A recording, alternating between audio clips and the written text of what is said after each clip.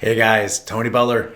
Hey, today we're going to talk about, the one emotion that stands out as more powerful than all the others. It's more powerful than sadness, fear, sex, anger, even happiness. So it's the most powerful emotion in marketing. So before we get started, please like this video, follow us. There's going to be a lot of great content coming out over the next few weeks and don't want you to miss it all. Okay, this motion, it's part of what drove centuries of great explorers to brave the unknown of the world. If you think back to Columbus and, all those great explorers back in the day, they were all driven by this. And it's what drives the national obsession today with, the mysteries of outer space, under the sea, what's in the Marianas Trench, what's at the bottom. And it gets people to continuously ask the question like, why are we alone? If not, are there other alien life forms? And if there are, what are they like? In fact, it's the one emotion that's driven many of the most popular books, radio, and television shows. It explains why people are obsessed with the idea of secrets, when there's very few secrets left in the world.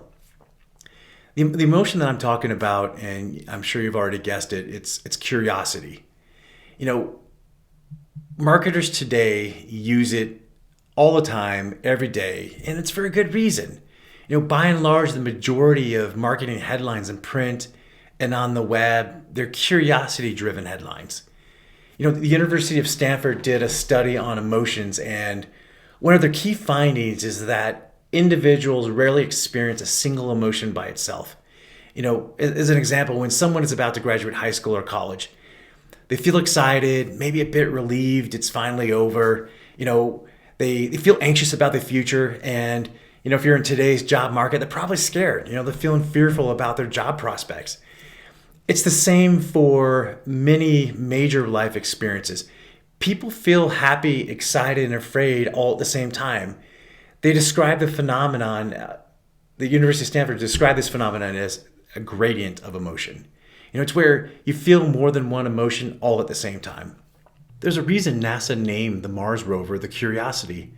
Not only do we want to know everything there is to know about Mars, but we want to know everything there is to know about everything. It's how we're built. Curiosity is one of the most important human traits. It's genetically encoded in our DNA. All normal human babies are born with it. If you spend any time around little kids, it's a constant barrage of questions. Why? As some of you know, I teach Brazilian Jiu-Jitsu, and the kids, they never cease to amaze me with all of their questions and capacity for curiosity. As adults, we never want to lose that childlike curiosity. It helps us learn. It helps us grow. It's the foundation of our mind's ability to adapt, to changing environments and to try to understand what we should do next. So as a marketer, a deep study into how to use curiosity is warranted. It's one thing I push all young marketers to take a look at when they first start to learn, what drives human behavior? Why do people buy? Why do they do things? It's a big part of driving results. As I said, curiosity is the number one emotion. The second emotion that might, be a close second there is obviously it's sex. And, a huge portion of all internet traffic has to do with people searching for sex online and pornography and whatnot. And, for most marketers, you're not going to use sex in your headlines and in your marketing. I would say, especially most B2B, yeah, you might, but I would say most brands are not. Is that so? Of those headlines and types of emotions that we want to elicit, curiosity is the main one. Sex is probably a very, very close second, but it's not one that most brands are going to choose to use. There's other emotions also. I know some people, some brands are using fear, others are using anger and outrage. And they all have a place in a marketing mix. But what I can tell you is curiosity is the most common one. It's definitely effective. And there's lots of examples. And it's the one that I think it's the safest, that you're not going to get an adverse reaction from your headline with curiosity, as long as you avoid being real clickbaity. So curiosity, it's one of the biggest triggers of emotional gradients. When people think there might be a real secret, they become obsessed with it. It's one of the reasons why shows like CSI and other sorts of whodunit type shows are so popular. They elicit emotion. One of the largest publishing phenomena in recent times was a book titled exactly that, The Secret. And it drove curiosity. Everyone wanted to know, what is the secret? What is it? The next time you're browsing through any news sites, scroll down to the bottom and take a look at the sponsored content headlines. Almost all of them are sort of clickbaity, curiosity driven headline.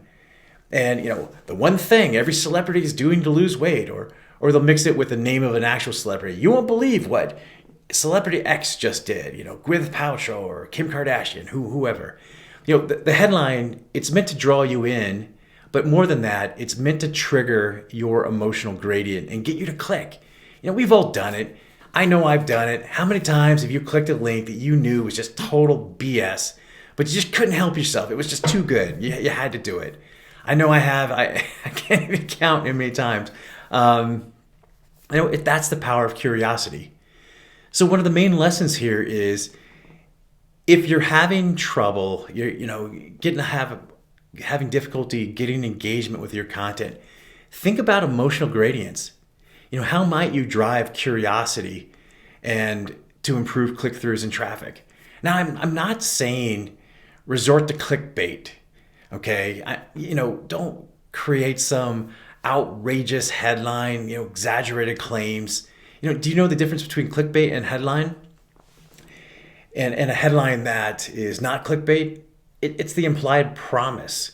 When we feel cheated because there was a promise in the headline and it's just not delivered in any way, that destroys brand credibility. You leverage curiosity and you get people to click, but then you don't deliver anything. You have to deliver something. You got to have some real value that is on the back of it. So don't exaggerate. Don't try to make stuff up and lie. That's not a good way to start a long-term relationship. What I'm saying is, think about what is the value that you're creating, and then try to use that to get people's attention with curiosity, okay? If you can trigger multiple emotions from a headline, and then while they're reading your article or watching your video, you can get them to do other things, then that's what's really going to help. So how do you actually use curiosity better in your marketing? You have to start with thinking about your audience. What's important to them as it relates to the content piece you're developing. You're going to ask yourself the question, how might it help them? And you're going to ask yourself another question is, what's the core value we're delivering? Remember, it doesn't have to be a mystery of the universe and answer the question of, is there life on Mars or in the universe? It just has to be something new and useful for your audience. And if it can be entertaining at the same time, it'll be even more powerful. The idea of infotainment, it's really something special. And when you can combine value and curiosity together, that's the formula for getting engagement. So how do you actually use curiosity better in your marketing? You have to start with thinking about your audience. What's important to them as it relates to the content piece you're developing. You're going to ask yourself the question, how might it help them? And you're going to ask yourself another question is, what's the core value we're delivering? Remember, it doesn't have to be a mystery of the universe and answer the question of, is there life on Mars or in the universe? It just has to be something new and useful for your audience. And if it can be entertaining at the same time, it'll be even more powerful. The idea of infotainment, it's really something special. And when you can combine value and curiosity together, that's the formula for getting engagement. Hey, so I just want to make you a quick offer. If you're having a hard time with this idea and maybe you're just struggling with getting traffic to your website, or your content is not performing in the way that you want, send me a message. You can message me on Instagram or Facebook, Anthony@candoideas.com, wherever you might.